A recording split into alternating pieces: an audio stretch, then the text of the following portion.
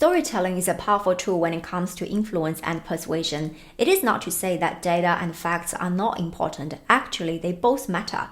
But if you can blend these two together and put them into an engaging story, you can influence and change minds. So how can you use storytelling in your executive job application and become top of the choice? In this video, I'll provide you with some ideas that helped me get noticed and land my second vice president position through storytelling. In case you're new here, I'm Tiffany. In this channel, we talk about all things to help middle management get executive positions.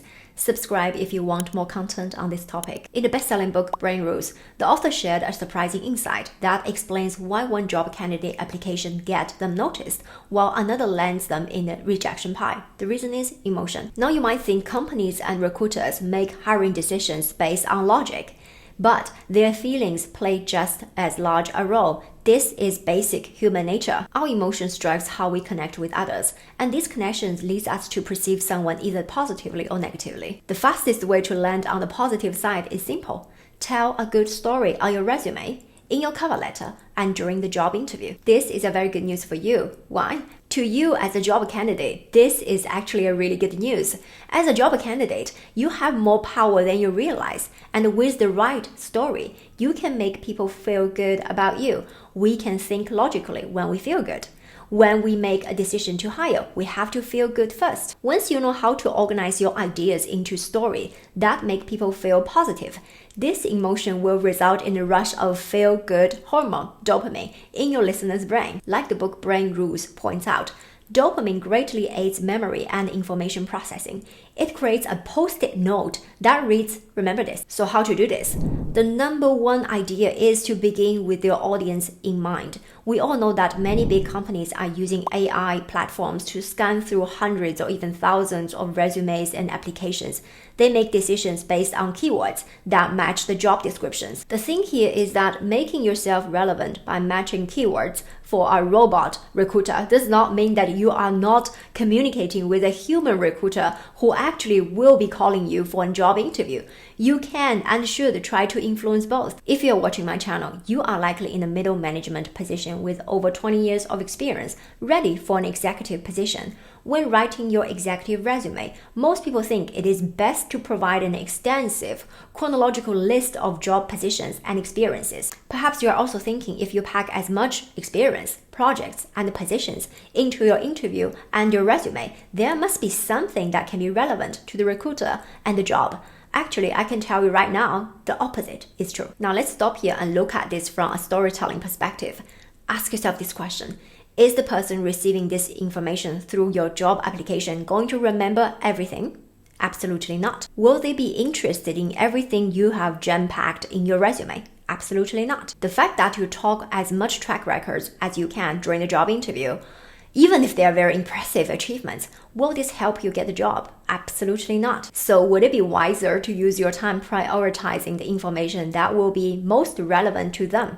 Absolutely yes. Now always begin with your audience in mind. Do your research. What's their role? What's their background? What's going on with their business and industry? What current challenges are most important to them?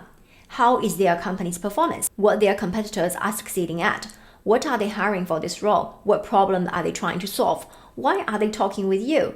What's interesting in your profile that attracted them? Do some extra research on LinkedIn, the company's website. Check their quarterly results, annual report, or even contact your network to understand your audience better. With this, you can now walk in the recruiter's shoes and create a relevant story in your resume, cover letter, and throughout the interview process. Remember that companies are looking for more than just a list of competencies and experiences.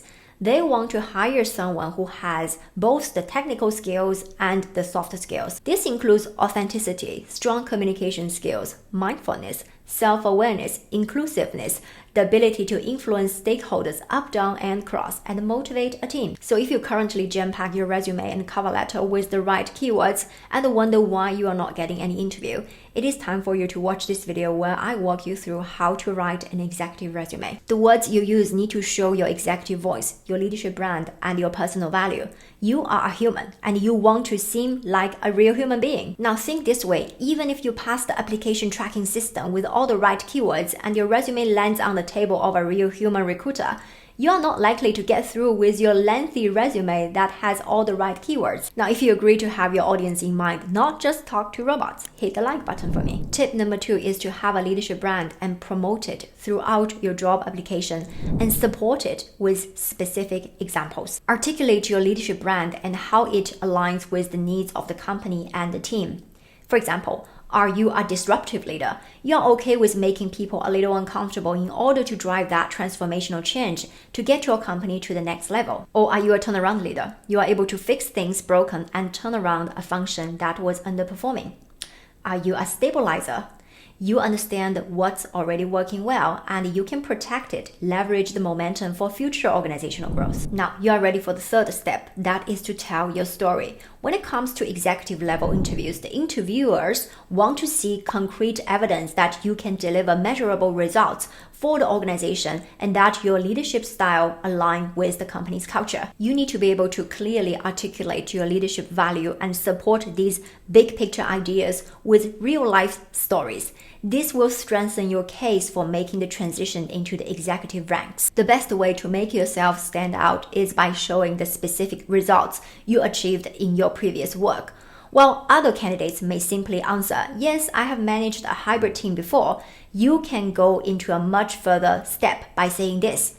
Yes, I have managed people before. In fact, in my current position, I led a team of 9 sales representatives who generated $32 million in sales revenue just last quarter. If your job is not directly generating revenue, not a problem. You don't have to work in sales to provide metrics or specific accomplishments. You can talk about team size or the number of projects you've managed. You can share the volume of the work you've handled, such as leading a team responsible for over $700 million of IT purchasing per year. Once you have your leadership brand ready and understand the needs of your audience, I want you to imagine the key message you want your interviewers to remember about you above everything else. You want to prepare at least 10 stories aligned with your leadership brand to showcase your hard skills, your softer skills, emotional intelligence, and your leadership brand. For example, if you were being asked about your leadership abilities, you can share a situation where you motivated a team to achieve a common goal. If you're being questioned about problem-solving skills, you can describe a complex problem you faced and how you approached it. These stories will help interviewers understand your interpersonal skills and picture how they can be applied in their working culture and day-to-day operations. Now let's talk about what makes a great story. This comes to the tip number 4, is that to become a great storyteller, you have to give the context. Throughout the job application process, you'll be sharing stories about yourself and your experience. All the great experiences you talk about need to resonate with your listener. So how do you resonate with them? You cannot make people interested just by telling them the results. You have to tell them the context. What you need to do is to give your audience a reason to listen through till the end and arrive happily at your resolution. And this is the biggest mistake I see most candidates make. They jump straight to the resolution without providing any context. Here is how it looks like. I scaled our engineering team from 35 to 400, created a product portfolio strategy that generated a 35% gross profit margin. Here is another example. Under my leadership, we did a strategic mergers and acquisition and helped organization gain $85 million in revenue through inorganic growth. Don't get me wrong, these are great numbers to include in your resume, and it will be quickly skimmed to judge your competence and evaluate whether you have what it takes for this role. However, on your cover letter and during your interview, you will need to expand the story you are trying to tell. Let your leadership brand shine and set yourself apart from all the other candidates. So how to achieve this? Well, first things first, I said it and I'll say it again, you have to prepare at least 10 stories that showcase your leadership ability and competence in different business scenarios. And these 10 stories should cover various business cycles like growth, transformation, change, recession, continuous improvement. Each story should reflect your depth of knowledge and your ability to handle complex challenges. Now, when you tell your accomplishments and when you tell your story, use the CSR framework, which stands for C is challenge, S is solution, and R is results. Let me give you an example to make it clear. This was the story I told when I was interviewing for the VP of communication position. The question was, what was a particular achievement that makes you most proud of? Here was my answer. When I stepped into the role of external communication director, one of the biggest challenges we faced was having an outdated and internally focused website.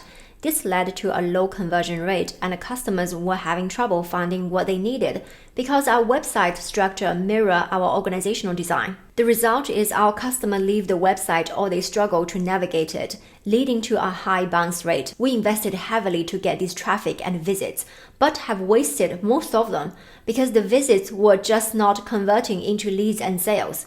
Now, this is the challenge. After challenge, you talk about solution. To tackle this challenge, I initiated a digital marketing campaign and collaborated with various business units across the company. Our goal was to transform the website into a customer-centric platform and accelerate our readiness for digital sales and e-commerce. We wanted to ensure that customers could easily find what they were looking for and have a seamless buying journey. And lastly, I share the result. Our efforts paid off. After the launch of the campaign, the website experienced a significant boost. We saw a remarkable increase to 7 million monthly page views, and this drove an impressive 58 million in revenue within just 6 months. It was truly rewarding to see the positive impact our work had on our company's top line. Well, one pro tip here, you want to try to align the challenge you discuss with the pain points of the company you are interviewing for. This will demonstrate that you have dealt with similar challenges in the past. This shows that if you have succeeded in that environment, you can now apply your expertise to make them successful too. If you are serious about advancing your career to the senior executive level in the new year, submit your application to the 1% Academy program where you'll be coached by myself. Not only that, but you will also network with other like-minded leaders with international background. Go to inspiremyday.org/apply or click the link in the description below to book a free strategy call with my team or myself. Now, let me leave you with this video to learn how to write an executive resume that differentiates you.